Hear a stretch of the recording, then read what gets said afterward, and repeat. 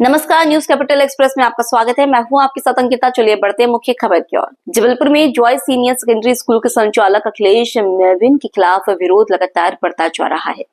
जबलपुर में Joy senior secondary school के संचालक अखिलेश मेविन के खिलाफ विरोध लगातार बढ़ता जा रहा है। विश्व हिंदू परिषद और बजरंग दल ने विरोध प्रदर्शन की शुरुआत की थी, लेकिन अब एनएसयूआई ने भी अखिलेश मेविन के खिलाफ विरोध प्रदर्शन शुरू कर दिया है। एनएसयूआई ने अखिलेश मेविन की गिरफ्तारी पर 10,000 का इनाम घोषित किया है। एनएसयूआई के कार्यकर्ता जबलपुर एसपी ऑफिस पहुंचे और जहां कार्यकर्ताओं ने ज्ञापन सौंपा और अखिलेश मेविन की जल्द से जल्द गिरफ्तारी की मांग की है। साथ ही उस पर इनाम घोषित करने की भी प्रशासन से मांग की है। यही नहीं, कार्यकर्ताओं का कहना है कि जिला और पुलिस प्रशासन इनाम घोषित करे या नहीं, एनएसयूआई अखिलेश मेविन की गिरफ्तारी पर 10,000 का इनाम घोषित कर रही है। गौरतलब है कि अखिलेश मेविन ने भगवान राम को लेकर व्हाट्सएप में एक स्टेटस लगाया था, जिसके बाद हिंदू संगठनों ने उसके ऑफिस और स्कूल में जमकर हंगामा किया था। बहरहाल अखिलेश मेविन पर विभिन्न धाराओं में एफआईआर दर्ज है और वह फरार है, जिसकी तलाश में पुलिस जगह जगह छापे मार रही है। जॉय स्कूल के संचालक अखिलेश मेविन पर आज यूथ कांग्रेस, एनएसयूआई और कांग्रेस परिवार ने राष्ट्रद्रोह का मामला लगाने के लिए एसपी को ज्ञापन दिया है और वो घटना के बाद से लगातार फरार हैं। तो हमने ये मांग की गई है कि उन पर उचित इनाम रखा जाए ताकि उनकी जल्द से जल्द गिरफ्तारी हो। और उन्होंने जो कृत्य किया है, संस्कारधानी एक अमन चैन वाली शहर है, इसमें इन्होंने दंगा भड़काने की कोशिश की है। इन सब मांगों को जल्द पूरा किया जाए और इन पर इनाम घोषित करके उनको गिरफ्तार किया जाए। ये मांग आज हमने एसपी महोदय के नाम एक ज्ञापन दिया है। अगर गिरफ्तारी नहीं होती है तो क्या करेंगे? अभी तो हम ये शांतिपूर्वक हमने मांग रखी है और यदि इस मामले में किसी तरह की हीला हवाली की जाती है तो हम उग्र प्रदर्शन के लिए बाध्य होंगे। ये बताइए कि अभी युवा कांग्रेस ने रांची थाने में ईसाई के समुदाय के समर्थन में वहाँ ज्ञापन सौंपा था। आज आप यहाँ पे आज इनके खिलाफ में दे रहे हैं। हम किसी भी हिंसा के खिलाफ हैं।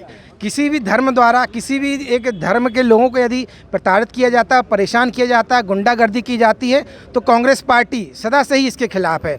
हम आज यहाँ पर अखिलेश मेविन के खिलाफ आए, किसी धर्म विशेष के खिलाफ नहीं आए, क्योंकि उन्होंने हमारे आराध्य श्री राम जी का ऊपर टिप्पणी की है। हम कांग्रेस पार्टी से हैं और हम सर्वधर्म को मानने वाले लोग हैं। हम किसी भी धर्म के विरोध में नहीं हैं, लेकिन यदि कोई भी किसी धर्म के खिलाफ जाएगा, किसी भी धर्म के विशेष विरोध का टिप्पणी करेगा तो हम उस व्यक्ति विशेष के विरोध में हमेशा रहेंगे और उसका विरोध करते रहेंगे। तो कुल मिला के बात ये है कि राम का उन्होंने किया है अभद्र भाषा का प्रयोग, इसलिए आप कर रहे हो। बिल्कुल, हम अपने आराध्य श्री राम प्रभु जी का अपमान बर्दाश्त नहीं कर सकते और ये हम आपको फिर से कहना चाहते हैं कि हम ये व्यक्तिगत अखिलेश मेविन के खिलाफ आए, किसी धर्म समुदाय के खिलाफ नहीं आए हैं। आपका नाम? जितिन राज।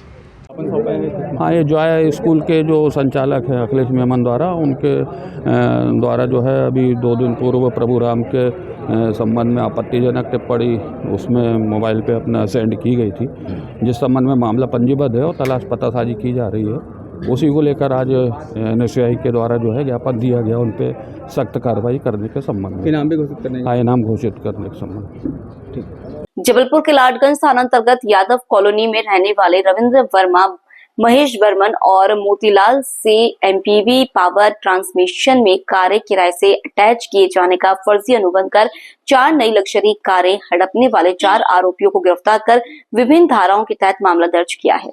जबलपुर के लाडगंज थाना अंतर्गत यादव कॉलोनी में रहने वाले रविंद्र वर्मा, महेश बर्मन और मोतीलाल से एमपीवी पावर ट्रांसमिशन में कारें किराए से अटैच किए जाने का फर्जी अनुबंध कर 4 नई लग्जरी कारें हड़पने वाले 4 आरोपियों को गिरफ्तार कर विभिन्न धाराओं के तहत मामला दर्ज किया है।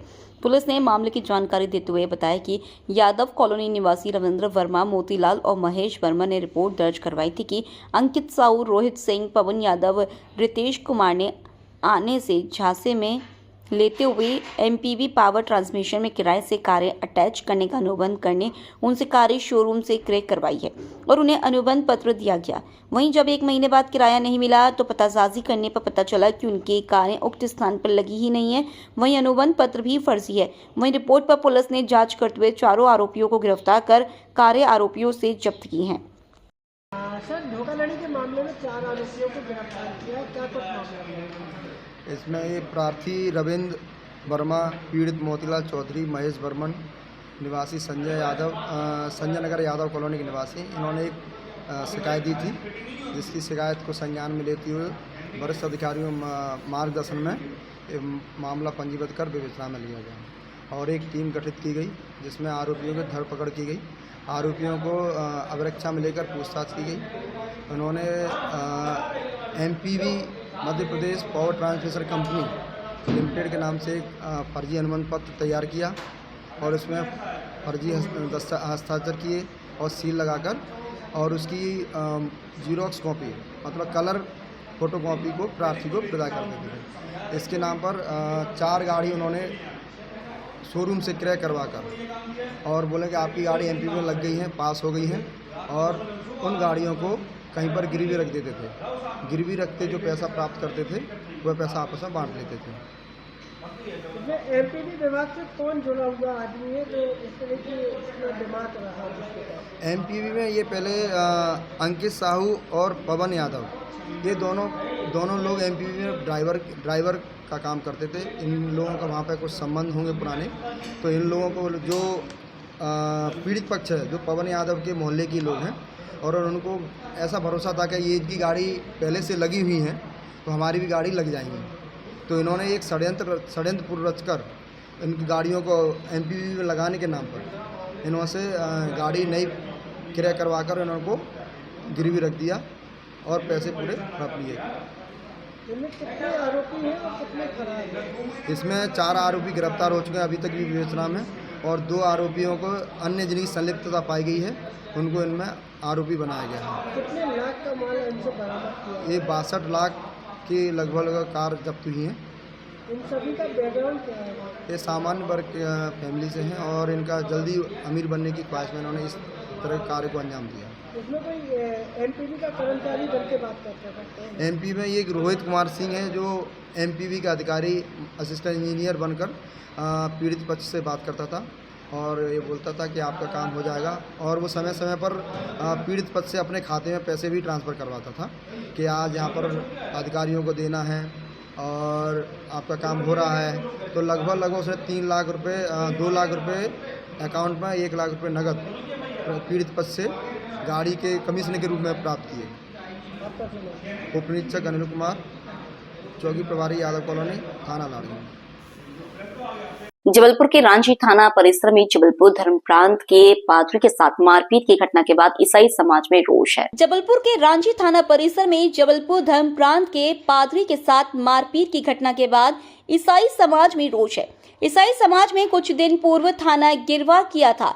सर्व ईसाई महासभा ने आज पुलिस अधीक्षक को ज्ञापन सौंपते हुए दोषियों पर शीघ्र कार्रवाई की मांग की है। महासभा का आरोप है कि पुलिस ने अब तक कोई ठोस कदम नहीं उठाया है। 31 मार्च को जबलपुर के रांची थाना परिसर में कुछ असामाजिक तत्वों द्वारा जबलपुर धर्म प्रांत के पादरी पर हमला किया गया। इस घटना के खिलाफ ईसाई समाज में गहरा आक्रोश है। सर्व ईसाई महासभा ने 1 अप्रैल को पुलिस अधीक्षक के नाम एडिशनल SP सूर्यकांत शर्मा को ज्ञापन सौंपकर दोषियों के खिलाफ कार्रवाई की मांग की थी। हालांकि महासभा के अनुसार पुलिस ने अब तक कोई ठोस कार्रवाई नहीं की है। 4 अप्रैल को एक बार फिर प्रदेश अध्यक्ष विनोद चैम्बर्स के नेतृत्व में महासभा ने ज्ञापन सौंपा और चेतावनी दी कि यदि जल्द कार्रवाई नहीं हुई तो समाज आंदोलन के लिए बाध्य होगा। महासभा ने साफ किया कि यह सिर्फ एक समुदाय का मामला नहीं बल्कि धार्मिक स्वतंत्रता पर सीधा हमला है, जिसे किसी भी कीमत पर बर्दाश्त नहीं किया जाएगा। जबलपुर से न्यूज़ 69 के लिए वाजिद खान की रिपोर्ट। भाई साहब, अभी आप लोग SP ऑफिस आए हैं, किस प्रकार की शिकायत लेकर के आए हैं और क्या आश्वासन दिया? 31 तारीख को घटना हुई थी हमारे धर्मगुरु के साथ। उनको रांची थाने में मारा गया और उस घटना की पूरी वीडियो है। अभी तक उनके खिलाफ FIR दर्ज नहीं हुई है। फादर के साथ साथ पूरा समाज दुखित है ऐसी घटना के लिए, क्योंकि ये हमारे समाज के ऊपर तमाचा है। इस प्रकार से किसी भी समाज के कोई धर्मगुरु है अगर उनको मारा जाए, और विगत 72 घंटे हो चुके हैं, अभी तक उनके खिलाफ कोई भी एक्शन नहीं किया गया। मैं प्रशासन से मांग करता हूं कि जल्द से जल्द उनकी गिरफ्तारी करें। कल रात में एक्चुअली रांची में 6वीं बटालियन में पहाड़ी फैमिली है, उसके साथ एक घटना घटी।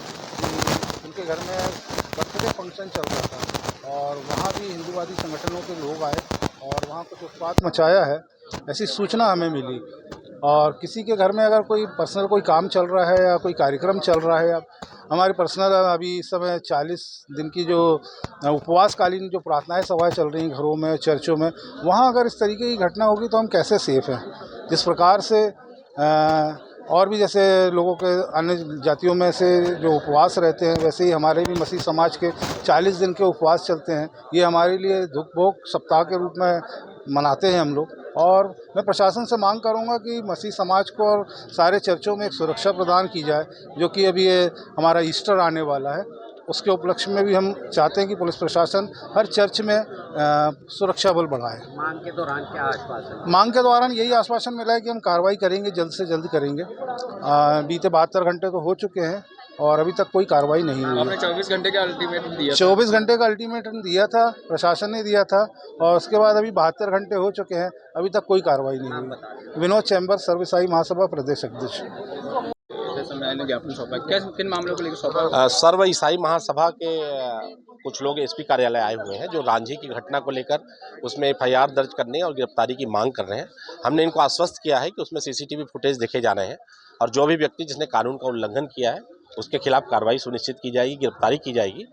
इनका कहना है हमारा त्यौहार आ रहा है, तो हमने आश्वस्त किया है कि पूरे त्यौहार के दौरान पेट्रोलिंग मोबाइल चलाई जाएगी और हर व्यक्ति को सुरक्षा मुहैया कराई जाएगी। हमने इनको आश्वस्त किया। सर, कल रात को भी एसएएफ में कुछ इनकी मीटिंग चल रही थी, उस दौरान भी कुछ विवाद करने की स्थिति अगर लिखित शिकायत उसमें आती है और वो एक कैंपस पुलिस का ही कैंपस है, कोई ऐसी शिकायत आएगी तो निश्चित रूप से वैधानिक कार्रवाई सुनिश्चित की जाएगी। जबलपुर के रांची थाना अंतर्गत गांधी चौक विश्वकर्मा मोहल्ले में स्थानांतरित कर शराब दुकान खोले जाने से आक्रोशित मोहल्ले के लोगों ने शराब दुकान के सामने विरोध प्रदर्शन करते हुए शराब दुकान को बंद किए जाने की मांग की। जबलपुर के रांची थाना अंतर्गत गांधी चौक विश्वकर्मा मोहल्ले में स्थानांतरित कर शराब दुकान खोले जाने से आक्रोशित मोहल्ले के लोगों ने शराब दुकान के सामने विरोध प्रदर्शन करते हुए शराब दुकान को बंद किए जाने की मांग की। वहीं सूचना पर भाजपा पार्षद दामोदर सोनी, स्थानीय पार्षद सावित्री शाह, मंडल अध्यक्ष पुष्पराज सिंह सहित बड़ी संख्या में भाजपा कार्यकर्ता मौके पर पहुंचे, जहां स्थानीय जनता के विरोध प्रदर्शन का समर्थन करते हुए शराब दुकान में तालाबंदी की गई।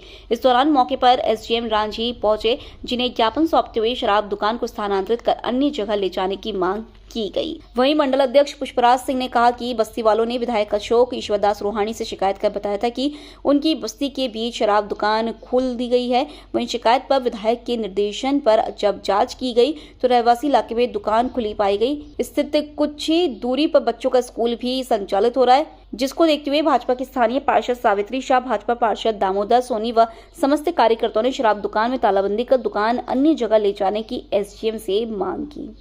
अभी को शराब दुकान का आप लोग विरोध कर रहे हैं, कहाँ का पूरा घटनाक्रम है? Manegaon Mohania mother Teresa school के आगे शराब की दुकान यहाँ पे खोली जा रही है। पूर्व में ये शराब की दुकान इससे आगे थी, यदि वहाँ पे रहती तो हमें किसी प्रकार की कोई आपत्ति नहीं है, लेकिन ये बस्ती के बीच में, स्कूल के बीच में यदि शराब की दुकान खोली जाएगी तो उसका हम घोर विरोध कर रहे हैं और किसी भी कीमत में हम शराब की दुकान यहाँ पे खोलने नहीं देंगे। देखा जा रहा है रहवासी इलाके में शराब दुकान खोल दी गई है। देखिए, रहवासी इलाका है, साथ ही साथ 1000-1200-1500 बच्चे इस स्कूल में पढ़ते हैं, जिनका डेली का आवागमन इस रोड से, इस रास्ते से है। और जब यहाँ पे शराब की दुकान खुल जाएगी तो स्वाभाविक है कि इस प्रकार की चीज़ का यहाँ पे जब वितरण होगा तो उसका फर्क बच्चों में भी पड़ेगा और क्षेत्र के अंदर भी असामाजिक तत्वों का प्रवेश होगा, जो किसी भी कीमत में इस कैंट विधानसभा में माननीय विधायक अशोक ईश्वरदास रोहानी जी के रहते हम बर्दाश्त नहीं हो पाएंगे। पिछले वर्ष भी इसी प्रकार से दुकान खोल ली गई थी, उस वर्ष भी विरोध हुआ था, उसके बाद भी फिर हटी थी। तत्काल उसमें माननीय विधायक जी ने कार्रवाई की और उसका स्थानांतरण करके विधायक जी ने तालाबंदी भी करी थी और वो दुकान वहाँ से हट के आगे गई थी। और आज भी हमारी यही मांग है कि जहाँ पर दुकान थी पूर्व में वहाँ रहे, हमें किसी प्रकार की कोई आपत्ति नहीं है, लेकिन क्षेत्र की बस्ती के बीच में यदि दुकान आती है तो हम खोलने नहीं देंगे। ठीक सर, अभी कुछ शराब दुकान को लेकर के विरोध कर रहे हैं, क्या है पूरा? ये मानेगांव में मदर टेरेसा स्कूल के पास एक नई शराब दुकान खुली है। स्थानीय निवासी और स्कूल के जो वो हैं शिक्षकगण हैं, उन्होंने आवेदन दिया है कि क्योंकि स्कूल पास में है और रहवासी हैं तो यहाँ पर शराब दुकान बंद की जाए करके इनका ज्ञापन प्राप्त हुआ है। हम बोलते हैं ये बंद कराने की कार्रवाई के लिए आबकारी विभाग को लिखेंगे। अभी तालाबंदी भी की गई है इनके द्वारा। ये कार्य जो लोकल निवासी हैं उनका कहना है कि बंद किया जाए, हम इसके बंद करने की कार्रवाई करवाएंगे।